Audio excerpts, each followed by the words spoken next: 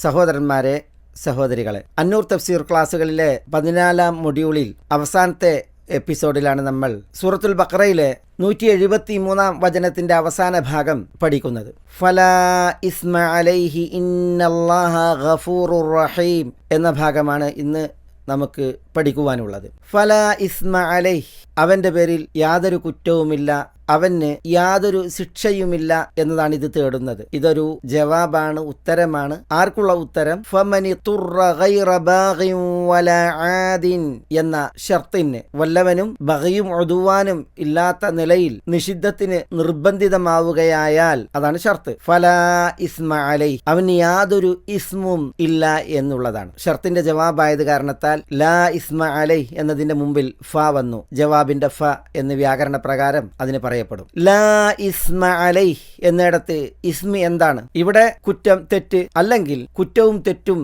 അനിവാര്യമാക്കുന്ന ശിക്ഷ, ഉഖൂബത്ത്, അതൊക്കെ അതിന്റെ ഉദ്ദേശമായി പറയപ്പെട്ടിട്ടുണ്ട്. അവന് യാതൊരു കുറ്റവുമില്ല, അല്ലെങ്കിൽ കുറ്റം ചെയ്ത ശിക്ഷയുമില്ല എന്ന അർത്ഥത്തിൽ. അൽ ഇസ്ം എന്നാൽ അദ്ദംബ്, കുറ്റം, പാപം. അതുപോലെ യഅമല മാ ലാ യഹില്ലു ലഹു, അനനുവദനീയമായത് പ്രവർത്തിക്കൽ. അപ്രകാരം അൽ ഇസ്തിഹ്ഖാഖുൽ ഉഖൂബ, ഇസ്ം എന്നാൽ ശിക്ഷയെ അർഹമാക്കുന്നത്. അൽ ഫിഉലുൽ മദ്മൂമു ഫിശ്ശറ, മതത്തിൽ ആക്ഷേപാർഹമായ പ്രവൃത്തി. ഇങ്ങനെ പല നിലക്ക് അതിന്റെ ഉദ്ദേശവും വിവരണവും ഒക്കെ വന്നിട്ടുണ്ട്. ഫലാ ഇസ്മ അലൈഹി എന്നുള്ളിടത്ത് ഇസ്ം എന്ന ആ പദത്തിന്റെ വിഷയത്തിൽ നബി സല്ലല്ലാഹു അലൈഹി വസല്ലം ഇസ്മിനെ വിശദീകരിച്ച ഹദീസുകൾ കാണാം. അവിടെ അൽ ഇസ്മു മാ ഹാക ഫീ സദ്രിക്, നിന്റെ നെഞ്ചകത്ത് ആശയക്കുഴപ്പവും അങ്കലാപ്പും ഉണ്ടാക്കുന്നതാണ് ഇസ്ം.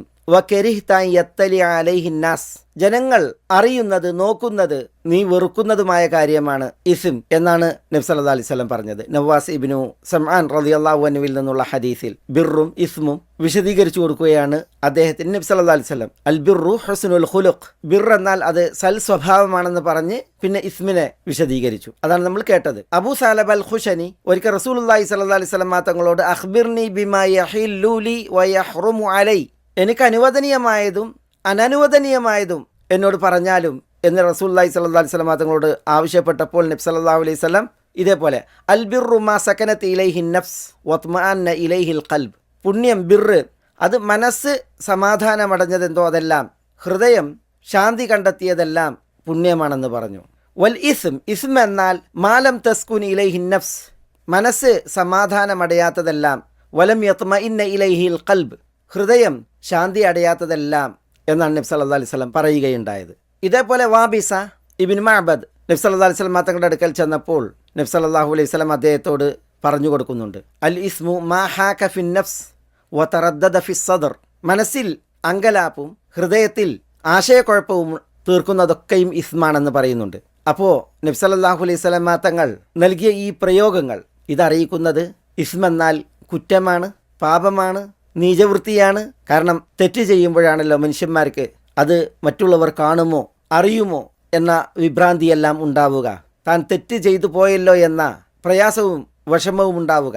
അപ്പോൾ നമ്മുടെ ഈ ആയത്തിൽ ഫലാ ഇസ്മ അലൈഹി, അവന് യാതൊരു തെറ്റും പാപവും ഇല്ല എന്ന അർത്ഥത്തിൽ ഇതിനാലൊക്കെ പണ്ഡിതന്മാർ അതിന് വിശദീകരണം നൽകിയിട്ടുണ്ട്. അല്ലാഹു സുബ്ഹാനഹു വ തആല പറഞ്ഞില്ലേ, വദറു ബാഹിറൽ ഇസ്മി വബാത്തിന, പാപങ്ങളിൽ പ്രത്യക്ഷമായതും പരോക്ഷമായതും നിങ്ങൾ വെടിയണമെന്ന്. ഇതേപോലെ ചെയ്തു പോയതിന്റെ പേരിൽ പ്രയാസം, അല്ലെങ്കിൽ ചെയ്യാത്തതിന്റെ പേരിൽ പ്രയാസം എന്ന അർത്ഥത്തിൽ ജുനാഹ് എന്ന പദം വിശുദ്ധ ഖുർആനിൽ വന്നിട്ടുണ്ട്. വലാ ജുനാഹ അലൈക്കും ഫീമാ അറദ്തും, അതുപോലെ ലാ ജുനാഹ അലൈക്കും ഇദാ ഇൻ തല്ലഖ്തുമുൻ നിസാ, ഇങ്ങനെ തുടങ്ങിയുള്ള പ്രയോഗങ്ങൾ. അവിടെ ജുനാഹ് എന്ന് പറഞ്ഞാൽ ഹറജ്, പ്രയാസമില്ല, അതേപോലെ ഇസ്ം, കുറ്റമില്ല എന്നൊക്കെ അർത്ഥത്തിൽ വന്ന പ്രയോഗമാണ് ജുനാഹ്. ഇതേ അർത്ഥത്തിലാണ് ഫലാ ഇസ്മ അലൈഹി എന്ന തഫ്സീറും വന്നിട്ടുണ്ട്. ഏതായാലും ഇതെല്ലാം ഈ പദം തേടുന്നതും അർത്ഥമാക്കുന്നതുമാണ്. നിർബന്ധ സാഹചര്യത്തിൽ നിഷിദ്ധം തിന്നേണ്ടി വന്നിട്ടുണ്ട് എങ്കിൽ അത് യാതൊരുവിധ കുറ്റവുമല്ല, അതിൽ കുറ്റത്തിനുള്ള യാതൊരുവിധ ശിക്ഷയും പ്രയാസവും ഒന്നും ഇല്ല എന്നുള്ളതാണ് ആ പ്രയോഗം അറിയിക്കുന്നത്. ലാ ഇസ്മ എന്നിടത്ത് ലാ, അത് അന്നാഫിയ ലിൽ ജിൻസ് എന്നാണ്. ലാനെ തുടർന്ന് വരുന്ന നാമം അത് ഏതൊക്കെ വകുപ്പിലുണ്ടോ അതിനെയെല്ലാം നിരാകരിക്കാനും നിഷേധിക്കാനുമാണ് ഈ ലാ എന്നുള്ളത് പ്രയോഗിക്കപ്പെട്ടിട്ടുള്ളത്.